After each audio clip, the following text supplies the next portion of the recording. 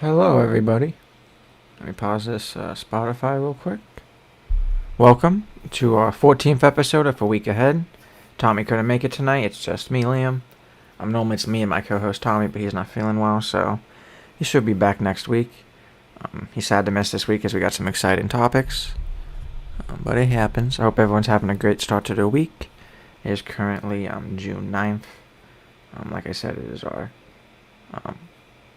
14th episode. For weather, for today, as everyone could see, it was really rainy. We have a weather severe thunderstorm warning, I believe, until 10. For high today was 68, with rain, very humid, low of 57. We're going to be clear over the next 4 days, so Tuesday is going to be lightly cloudy, high of 72, low of 58. Where Wednesday is going to be a high of 80, sunny, low of 62. Wednesday will be a good day. Thursday, 81, 61. Lightly cloudy, and then Friday, 79, 62, lightly cloudy. Saturday, sorry, I said Friday for before. Saturday is going to be lightly raining, 75, 61. Sunday, lightly raining, 73, 61 for Sunday. The stocks for today are above me. I wasn't able to update for stocks for the last week, but everything's actually quite low today. Let me pull up my stocks app and see if it will let me see the last week. For last week, the Dow Jones did well. Points-wise, this doesn't give me percentages at 429 points. So that's probably like 20% in the Dow Jones, probably a little bit less, but that was good for last week. S&P was like 5% today. For some reason, it says over here 0.09%. Just 5. Maybe the percents on this are kind of like wonky, and it actually gives a whole percent. But for past week, it was up 72, S&P 500. That'll be it for stocks. I'm going to take a quick sip of my water, and we'll go into our first topic.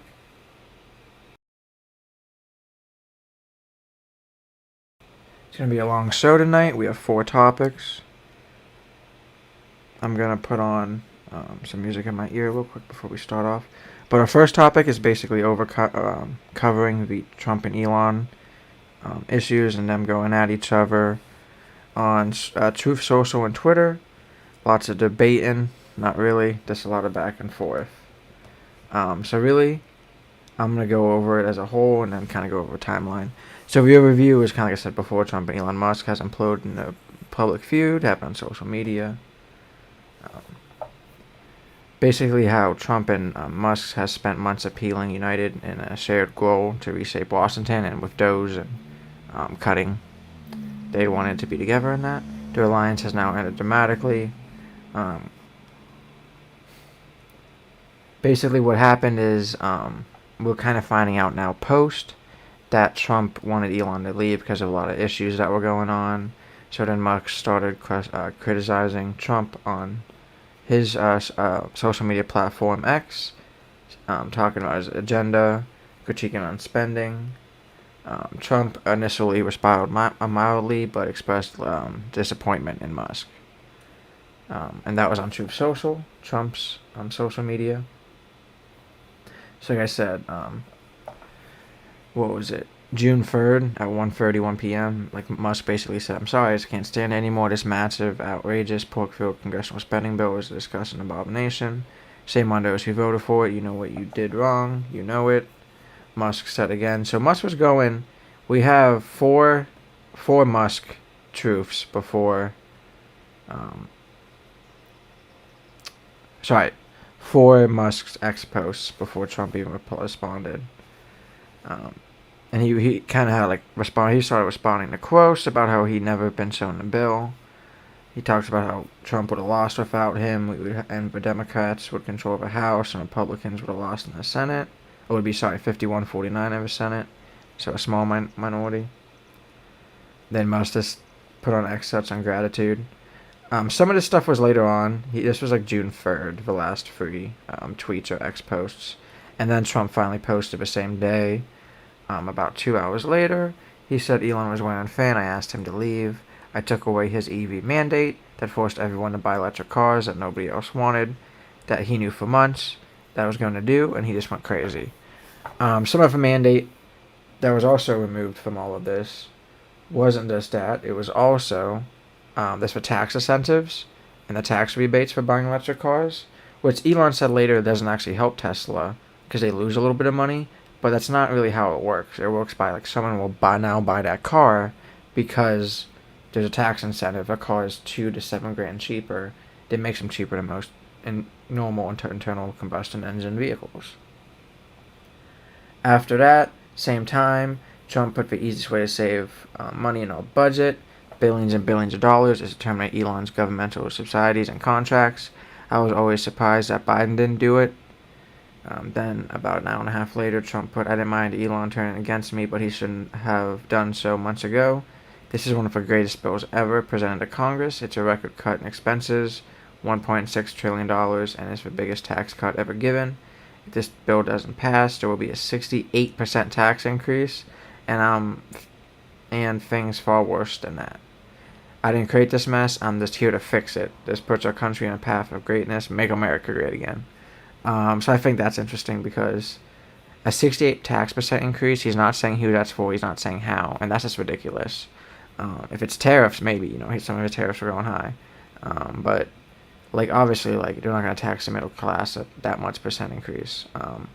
And if it was a record cut of $1.6 trillion, if we had a normal budget of 1.4 to 1.7, it should be balanced. But from what I'm hearing, it's going to add 1.2 to $2 trillion. And a lot of tax cuts, yeah, it doesn't hurt as much now, but it hurts later on. With our spending, because we have less to spend from the taxes. Then Musk on the same day, June 5th, actually 3 minutes later, said in light of the president's statement about cancellation of my government contract, SpaceX will begin decommissioning its Dragon spacecraft immediately. I think he went back on this now. But we'll see if Trump does remove the government subsidies. He might want to. It's all about money, and a lot of this goes to is that Trump didn't appoint who Elon wanted for head of NASA, which is actually kind of a good thing because you kind of don't want the private side controlling NASA too much. I think it was a Silicon Bro friend with Elon, so it's kind of scary. Then Trump also put on Truth Social about 20 minutes later, for Trump terrorists will cause, Musk put this on X about 20 minutes later, for Trump terrorists will cause a recession in the second half of this year, which is pretty easy to expect. We were talking about this for months. But there's a lot of things that are going to cause a recession, and the tariffs is going to be another, removing a foundation that would help against that. By adding tariffs at the same time, we're going to maybe have a recession because of mortgages and other spending and debt just going crazy. So basically, it was about insults. He said it. Musk also threw insults about how he should be impeached to Trump. He talked about unsustainable. Well, these are pretty. Those photos, but he talked about claims linked to Jeffrey Epstein and Trump. I always called it hypocritical because you could look up how Elon Musk's brother got, I think, a girlfriend or one of his wives he met through Jeffrey Epstein. So that kind of shows maybe that it's just Elon too. You don't know. It was back then. But if his brother is associated with him, that's kind of a big no-no. So that was our first topic. Our next topic, like I said, we're going to have 6 today. That was kind of a funny topic just because, there's been so much, and you could look it up from the right, where, people like Ted Cruz are saying, it's a broken, a divorce, and they're using words like mommy and daddy just as grown-ass men and women. And that's okay, but, you're coping, to say, this normal stuff. You don't have to be like that, in my opinion, weird about it. But you're going to see a lot of copium going on, and a lot of people just, construing things, just let it be for now. If they're fighting, they're fighting. Who cares? It's funny to look at. I don't think it's nothing too serious, because both of them are kind of hot-headed guys, so it was bound to happen. Our first topic, though, is the LA riots, and I'm very excited to go into that. Not excited about riots happening, it's up and down for me, but it'll be an interesting topic to go over.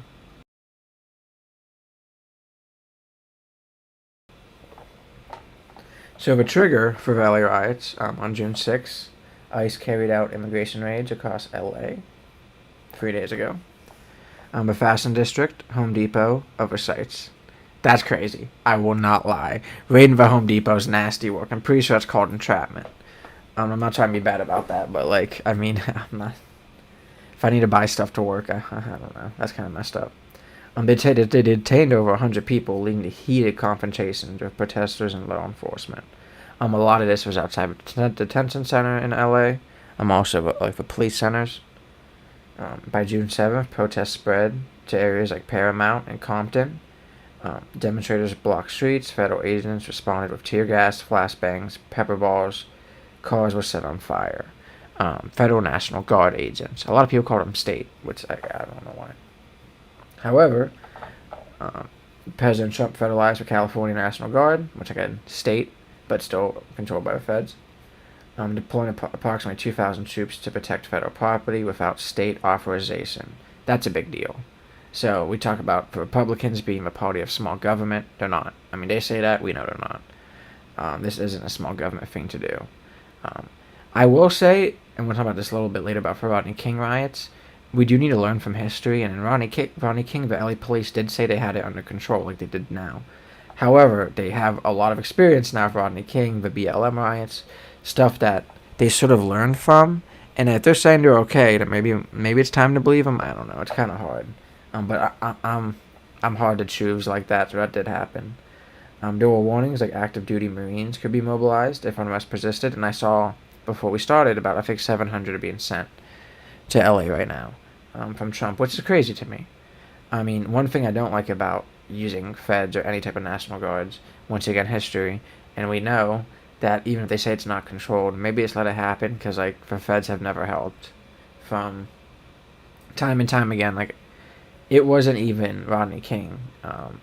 If we're going timeline wise, there's been a lot of other events, Chicago all around, Chicago 7, but like a lot of it, we're gonna start with Vietnam too, because like we know living here in Ohio, what happened in Kent with the Ohio State National Guard. That started, not many people know of history books from I don't remember it starting. They burnt down the ROTC building the night before in Kent, and then they deployed the National Guard to help defend them, and that caused all these issues. I don't know if the National Guard was after that or before, but I do know, like, it kind of like now, like, well, in my opinion, it's protesting is right and it's peaceful, but a lot of times, and like we see with January 6th, we see with every type of mass gathering that goes crazy, there's going to be crazy people that do crazy things. It doesn't really make the whole group bad. January 6th is a little bit different, but like any other type of riots. Because once you found out the statistics of like even the BLM riots, you would find out it is small groups. Even with Rodney King, if you watch the videos of people being beaten and stuff, a lot of those people doing it were gang members, and they could find out before and like with research and stuff that they were gang affiliated or hard guys. So like a lot of times it's not like for normal people protesting that actually do the horrible things, looting. We did even saw with BLM and in Minnesota, a lot of white people stealing Legos. We saw that in around here recently. But on the ground, tensions, classes erupted outside federal buildings and during marches, downtown LA walkouts, freeway blockages. You can see it all online. They declared illegal assembles. Law enforcement used to, like I said, tear gas stuff again. No notable incidents. They blocked for a 101 freeway downtown. The reaction between like the local and federal side of things have been interesting too. With California government Newsom and LA Mayor Karen Bass denounced the deployment as a violation of state sovereignty and inflammatory. Because once again, without approval from the state, that is kind of federal overreach. We will see that like the party of small government's not about it, but we'll see that time and time again, like with removing Roe v. Wade. Democrat leaders, including VP Harris, Bernie Sanders, and others, labeled the move authoritarian and fear-mongering, and it wants people to stop and protesting and getting together. For wider impact of this is that arrests and injuries, at least 27 people arrested by June 6, multiple injuries reported on both sides. Common backlash, civil rights groups and ordinary residents condemned aggressive tactics. Volunteer cleanup efforts began amid tensions. Foreign Voices and Mexico's consuls report at least 11 detained Mexican nationals receiving legal support. What happens next? Protests and law enforcement and federal enforcement remain ongoing. Authorities monitor a possibility of further military use, while legal and political challenges loom around federal intervention without state approval. Broader implications may shape further debates on immigration policy, federal authority, and civil liberties. Because, for one thing, we are a country of freedom, and like we say time and time again, people are smart about it now. That is not true. Even if you had every AR, the best ARs, and even automatic weapons that you can get, bolt action rifles, the military has bigger stuff than that. They can see through your house, and they're going to bomb you with a drone before you could even see it. And I kind of wanted to go in a little bit about Rodney King, like I said, just like learning about it and taking his perspective, why this keeps happening in certain areas. I remember I was reading about Rodney King, and it said at the time, unemployment in that area was 50%.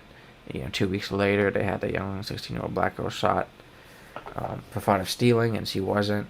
She was found with money in her hand. There's a lot of issues that happen in these areas that will cause uprising. I see right now a lot of it's like setting fires to police cars, but they're kind of like being weird and I wouldn't say smart, but they're using like automatic cars. And I don't know if they're like ordering like Ubers, because these automatic cars you could order like Ubers and they'll take you somewhere. I don't know if they're ordering them and then like blowing them up there, but there's areas where like a lot of these automatic Uber style cars are just caught on fire. I find that kind of just, maybe people are just running up to them, but there's like no one in them, so like I don't know. It seems like it might be planned, and like but there's a lot of cop cars and there's been some other bunch of stuff crazy happening. A lot of them times they're just throwing rocks at them and they're more aggressive at them. And the thing is, we need to be smart about too, is that our police are here to either like protect and serve and also de-escalate. And if they're not doing that, they're not really helping us. And same with the military, bringing the military in. The one thing that scares me with the Marines, and I was saying with my girlfriend, and I bet a lot of people agree, I don't remember any time in history that Marines were good at de-escalation. And like that's not what they want either. They just want to hurt people and, be able to say, oh, you arrested them because you threw a rock at them and then we try to grab you and then you hit us. It's like crazy stuff. It's instead of like sending in first responders and like firefighters, they will always respond with force. And like those people come in later and like have to do all this stuff. But some of these videos, they're just letting cars burn. And like let's be honest, guys, if you send in firefighters, are they gonna hurt them? I don't think they are. Like they just really don't like the police being there. And like it's a tale as old as time. Some of it's true, and you gotta be scary. Like whoa. Like keep your head out too if you're like protesting, because like you never know. From history, Chicago 7 at least, if there's even like a police trying to incite something, because they will always have people sometimes. Not always, sorry, but sometimes have people in ranks in certain groups. They even found it during BLM that the FBI would infiltrate groups, and they infiltrated the LGBT group out of Denver, Colorado. And like that's scary to me. It's probably for knowledge, I hope, and like to make sure they're not too extreme, and they shouldn't be extreme. They shouldn't really have to do that. But like with history, and sometimes what those people will try to do, because like they said with Ruby Ridge. And I do agree with it that like, hey, like with your parents saying, if your friend jumps off a bridge, would you do it? If there's a fake cop in front of you who you think's a part of your ranks and he tells you to do something illegal, are you still gonna do it? Now they're still enticing you and kind of like entrapment, because like you think they're more personal than they are, but this is how the situation is. So I really hope this gets resolved, and like I said, for less force, for better. But I really don't know if that's going to be happening.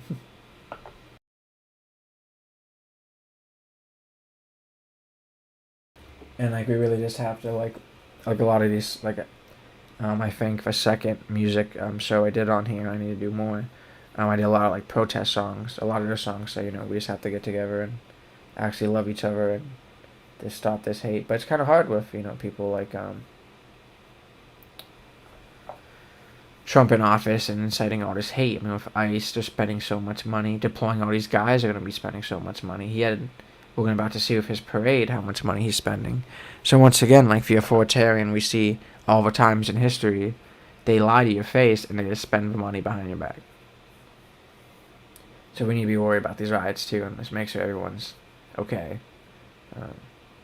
Alright, before we start our next national news topic, Make sure you drop a like, drop a sub if you haven't been subscribed yet. Share us on Facebook. Our Facebook link is below, like as well. That'll help us stream on Facebook. And we'll also have other shows. So Thursdays we have a healthy living show at 7:30.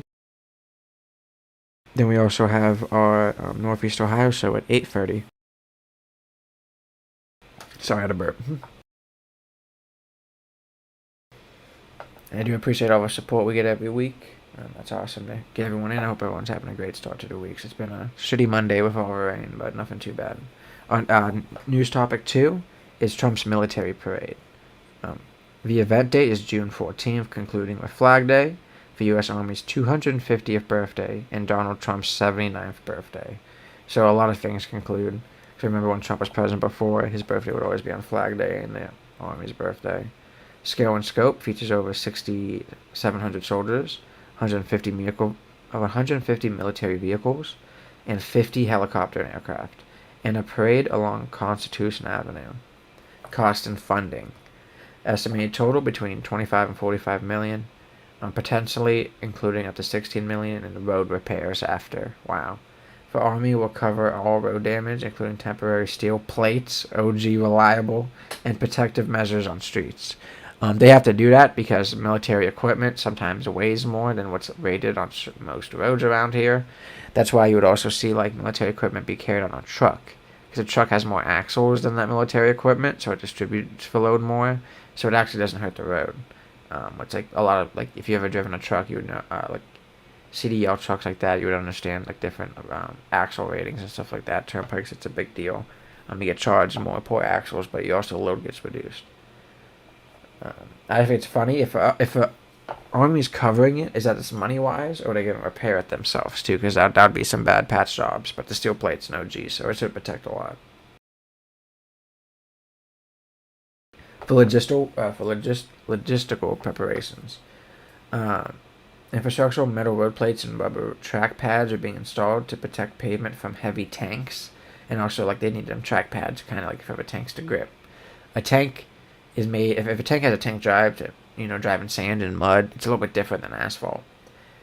Aircraft coordination. FAA restricts flights. Reagan National Airport closed mid-evening with airspace coordination after a recent mid-air collision.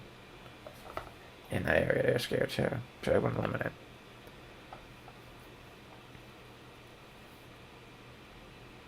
For political contest, according to Washington Post, a lot of people are seeing this as like Trump's long-desired military parade, echoes of Bastille Day in France. Hopefully, I said that right. Expanded significantly from an initially modest Biden-era plan, probably cheaper, not as authoritarian. Critics worry it's a political spectacle fused with Trump's personal branding.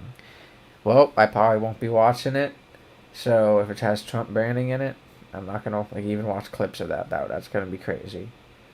It's about the military, and if he makes it about him, that shows how he is, and he's not pro-military. Kind of seen that before in the past.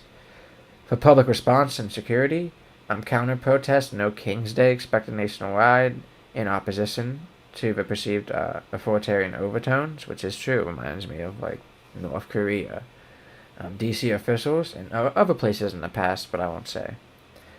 DC officials are officially preparing for door events, this parade, and the World Pride, focused on crowd control, street repairs, and transport disruptions. I forgot World Pride's happening too. The parade highlights historical reenactors and modern units will showcase Army history from the Revolutionary War from today. Now, I won't lie, that's kind of cool. I just don't know if we need to be paying for that. I will not lie. I do love the Army, and like we should respect our veterans. I don't know if that's the best way to do it. That funding could actually probably go more better for veterans, in my opinion, than reenactments. We could just show people history, the History Channel, like old just stuff like that. Make it more of an actual like Army event for respect. Features include Abrams tanks, Bradleys, strikers, and artillery pieces. Golden Knights parachute jump, delivering a flag to Trump, swearing-in ceremony for 250 recruits, concert and fireworks to close the evening.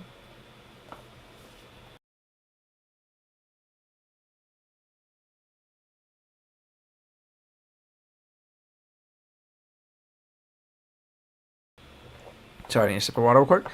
Supporters argue with honor service members and aid recruitment. Well, we know of the issue of recruitment, and this won't help with that. It's not. It is that people don't want to join the army, but it's that people would rather be overweight and do drugs than join the army. And if that's how it's going to be, a parade's not going to make someone instantly want to stop eating McDonald's or doing drugs that not lets them be in the army, in my opinion. Critics, including some lawmakers, say the funds could be supported troop housing, training, or VA programs instead, which I agree. There's a lot of VA programs that got delayed with its DOGE funding cuts, because personally I've seen it. 2-month delay, which in engineering is a big delay. So it would be nice to help some of them guys out as well if we're going to hurt them. We don't need to actually show off tanks and stuff. I'm fine with old school parades, bands, stuff like that. So I'm supporting them.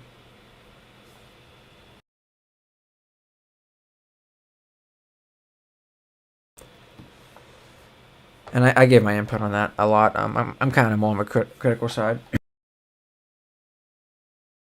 More on the critical side. For it. I think less money should be spent.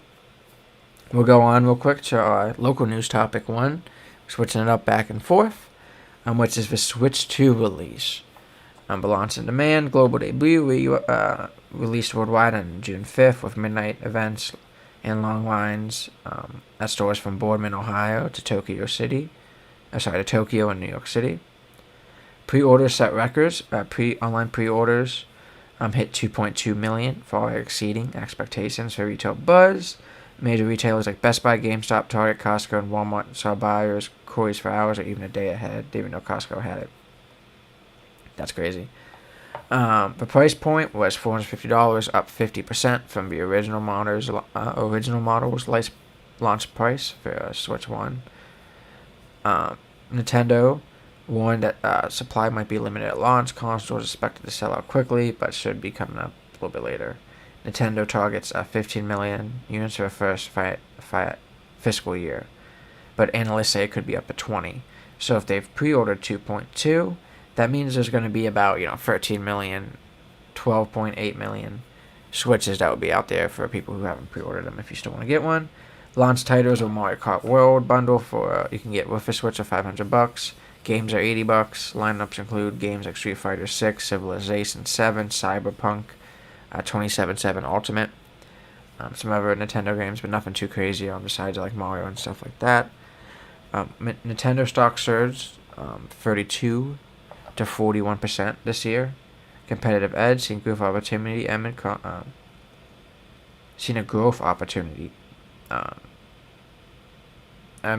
amid competition from Sony and Microsoft. And Microsoft actually just released, I think, today or yesterday, an Asus ROG kind of handheld Switch version that connects to your Xbox, which people use for Switch decks and stuff. They're very nice. They are very good with spec wise.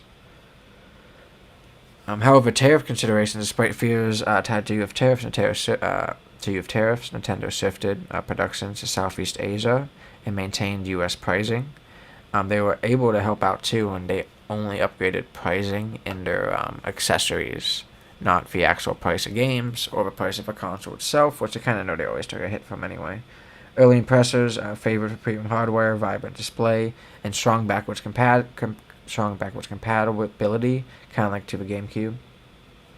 But a lot of the concerns and critiques of a high price tag and launch lineup is perceived as thin, which I kind of agree with that.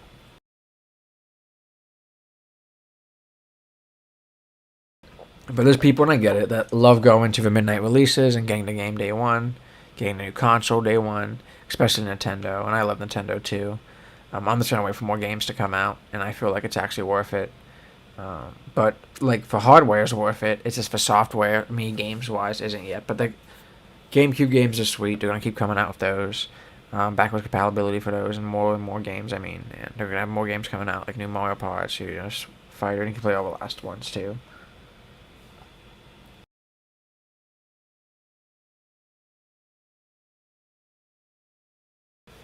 Don't forget to share, Facebook below.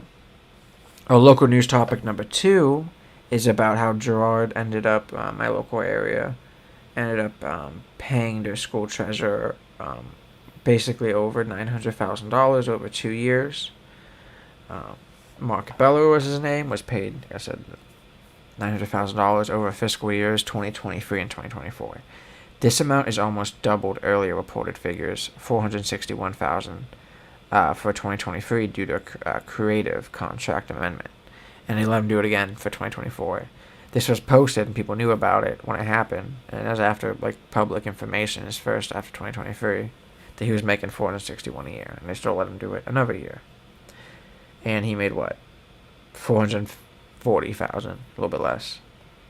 The contract amendment details for school board modifying language in Bellow's contract to boost his compensation and allowed him to earn 2.5% of any grants he brought into the district, earning him roughly an extra $325,000 in extra pay, which is crazy. I don't know if that's over 2 years or just that first 2023 year, because it would make sense that he would probably make like, 140 is kind of crazy for a school treasurer.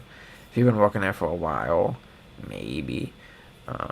But yeah, 140 is kind of a lot if that was for 1 year. If that was for 2 years, he's making a lot of money yearly, which I don't know if they'd be making that kind of money for a treasurer, but just my opinion. The board's role in response was that for Girard School Board admitted responsibility, saying that they approved the change without fully realizing its impact. The board president, Vincent Magazine, declined further comment beyond acknowledging the board's role, which I think is kind of sad. He kind of needs to be saying would do better in the future. And he kind of said that in the article. He wants to make sure they get trust. But he also said that, okay, next time we'll have lawyers look at this stuff, and that's kind of what the auditor recommended. I'm going to say that. The state's auditor office advised the district to consult outside legal counsel when setting rehire or contract terms in the future to prevent similar oversights. It's also kind of crazy that no one read it, but if anyone has read it, they didn't say that's a lot for all of the grants he gets 2.5. That's a lot for just one person for what they do for a job. It's crazy good incentive, and that's probably why he made so much. But it would probably be better to do 0.5%, maybe even less. A lot of that money needs to go to the school. And a school treasurer job's like more honor anyway than a lot of money. A lot of times there's people who have been a part of the boards for years, so that's my opinion. And like I said, I think Girard needs to do better. And they kind of need to say, like, what are we going to do about how much money we lost? Like, that's going to affect the kids for years, and that's kind of sad. It could affect all types of funding. His contract was so messed up that he would have made money, basically, from, like, even robotics. Well, like, any school club that fundraised and put money into the school account, he got a chip off of it. So even if they fundraised everything themselves and like ran their own accounts, but still had to put it into a school account, he would get a % off of that. And that's crazy. On national news number 3, we're getting pretty close here to the end. I knew it would be a little bit quicker, just being me, just my input. I'm happy everyone's here with me tonight. Don't forget, it'll be on video on demand right after this. If you guys have any input, talk in chat, make sure you like. I appreciate everyone watching. Is how another ICE, kind of like with the first story with LA riots, ICE detained a U.S. Marshal. So what happened is a deputy U.S. Marshal on duty in Tucson, Arizona, was briefly detained by ICE agents who mistakenly identified him as someone they were searching for. Mistakenly, if a man's brown, he must be bad type of thing. And this has always happened in history, so we really need to be smarter about it, and that's kind of why it's crazy. The incident took place in the lobby of a federal building housing the immigrant court, though the exact date wasn't specified. The deputy was quickly identified, I bet he was, by the other law enforcement on site and released without incident. But it still shows on track of racism and like predisposed issues with these ICE agents. I don't know if you're seeing, but they're saying right now, people, a lot of these, it might be senators or state reps I saw, are saying how ICE agents received like a $41K Christmas bonus. Not a Christmas bonus, but they received a $41,000 bonus here recently. And they're saying like that's government oversight and overspending. And it is. But it's also kind of scary. And it shows that like if they're wearing masks and they know what they're doing is bad and they're getting paid a big bonus, half of their salary, 1/3 of their salary, maybe 75% of their salary. I don't know. That's scary, but it also shows that like bad things are happening. This has happened in history before. If you have joined the bad side, the authoritarian side, you would always get more spoils at the start, but it would always lead to rougher things and more worse things you'd have to go through yourself, and just horrible things. It's just crazy that in a federal building this could happen. He's a U.S. Marshal. He's someone who is one of the best trained law enforcement officers we have in this country. I put them above Texas Rangers. Texas Rangers ain't much to me anymore because of what happened in Uvalde.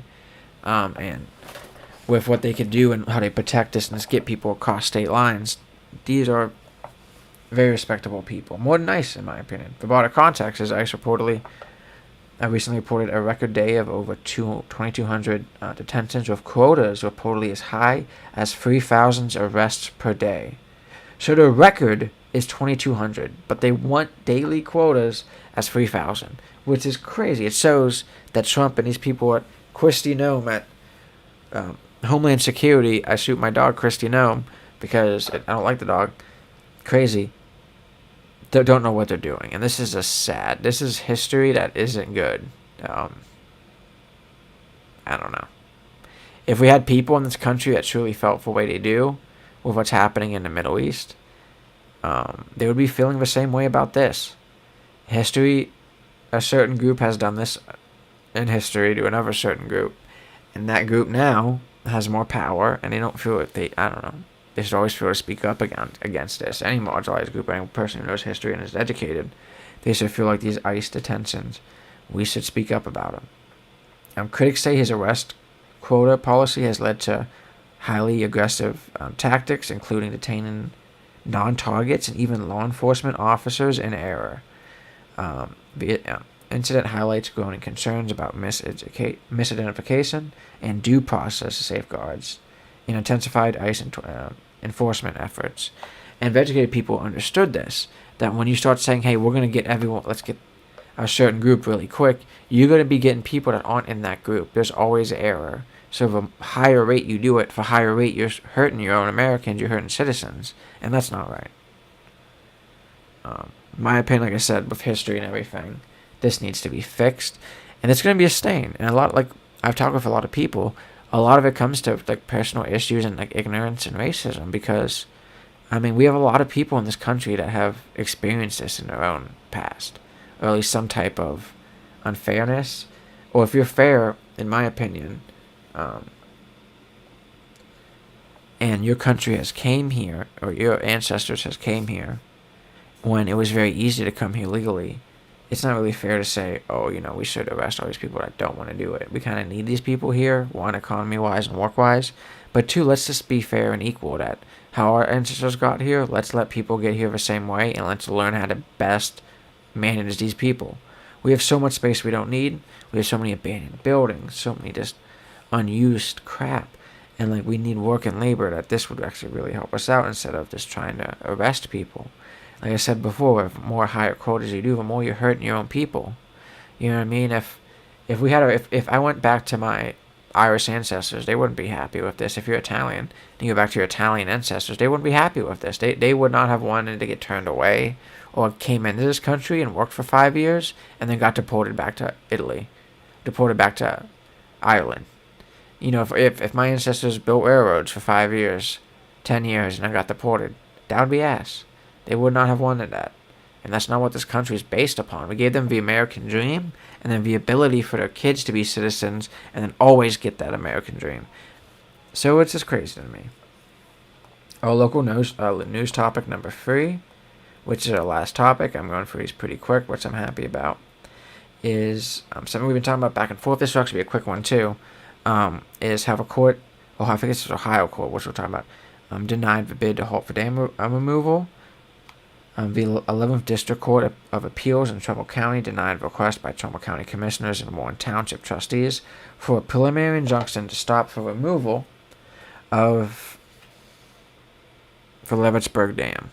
Plaintiffs failed to demonstrate imminent harm, concrete evidence, or a strong likelihood of success on appeal, which is very good to put, and I'm happy I put this, because it's good in like seeing how they say they couldn't demonstrate imminent harm or concrete evidence of the imminent harm, because we'll go back and kind of talk about what they felt like. The ongoing dam removal was funded as part of a $4.8 million Mahoning River Corridor revitalization project managed by the Metro Parks. Metro Parks supported a project citing benefits of a free-flowing river validated by studies from the Army Corps, ODNR, and the OEPA. Those are the three people that know water. For one person knows water the most in this whole country is the Army Corps. For one person knows water the most in the state is the Ohio EPA. ODNR just manages it. They know water a little bit, stormwater, but environmental-wise, they do. I mean, they do wetlands and stuff, but they're not like the Army Corps. Army Corps is water everywhere. Any streams or bodies of water, Army Corps owns. Plaintiffs' concerns is that they feared riverbank instability, roadway and bridge damage, and environmental issues like loss of vegetation, water quality, and settlement release. And exposed septic systems spilling sewage, me and Tommy have talked about before.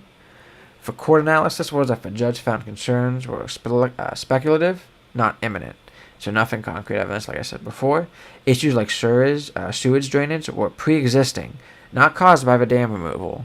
So removing the dam won't cause people that already have their septic systems going out to the river, or the straight sewer systems going out to the river, storm or sanitary, both illegal to do, straight to a river at least, for storm.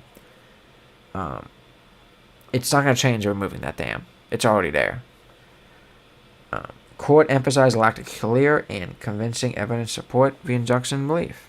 The next step is the ruling cleared the way for Metro Parks to begin demolition of the dam, likely starting this month. The contractors want their money. Bring me my money. Get me paid. These guys have been sitting around. They want to bring out the hammers and jackhammers. Sledgehammers and jackhammers. The underlying appeal, primarily on standing, remains in process. County commissioners and township trustees may seek additional legal action or explore private funding options. But like me and Tommy said last week, we need to stop doing this because we're just wasting money. It's ego at this point. We can't keep fighting this stuff when we said before some of these people around us, I think it's like county warden, dog warden, we got the coroner, need to figure him out. These people need money. We can't be spending $65,000 that we could be using to help people in this county and help out the county itself when they're having huge budget cuts and complaining all about money. They don't have enough. They're going to be going to the state, saying the state didn't give them enough money. Going to the feds, saying the feds not giving enough money. When they were all fine with voting Trump in. They knew it. Like he talked about for cuts. We talked about for cuts. We knew it. So we can't say it's going to hurt. You know what I mean? Like Trumbull County sanitary engineer saying it will hurt with OPWC having less money, even though we helped with the bonds. For federal removal, it's just going to hurt. So that'll be interesting. For removal as a part of a broader effect, like I said before, to restore the Mahoning River to its national state, eliminating hazards and improving ecosystem health. So for the ecosystem itself and for us, we could take more kayak trips. If we could make it where from Warren to Girard is clear of dams and free low-head dams, that would be great. That would make this area so much money. Literally from Warren to Girard, we could put out. Girard has their own boat ramp. I think Warren might have one now too. But if you put an easy path to downtown where the bars are at, or you put food around there, you will make money. You put parking around there, you will make money. It will help out. We've seen it with Mohican. There's places around Cook's Forest. A lot of times it does in the city embankment. We see it a lot too in Cleveland, Cincinnati. These are areas that are kind of more lake. But even Pittsburgh, people like that. I would love people like boats, but I would love to take a kayak and go to like Hofbräu House. Opponents are preparing for local meetings to decide on their next moves, though. Like I said before, a lot of their environmental things are just people just saying that. They're not listening to the Ohio EPA and the Army Corps, who's the actual engineers doing it. If it was, it would be different. But it's not. If they hired an engineer and wanted to put the money where their mouth is and spend 10, 20 grand on studies to prove what these corporations, not even corporations or government entities, have known for decades, because it's what they do. Like, I'm not going to argue stormwater with a OEPA or for Army Corps. That they know more than me, even being an engineer. That's just how it is. That's how history works. That's how learning from history. When you watch Game of Thrones and you see like the elders, that's like certain groups.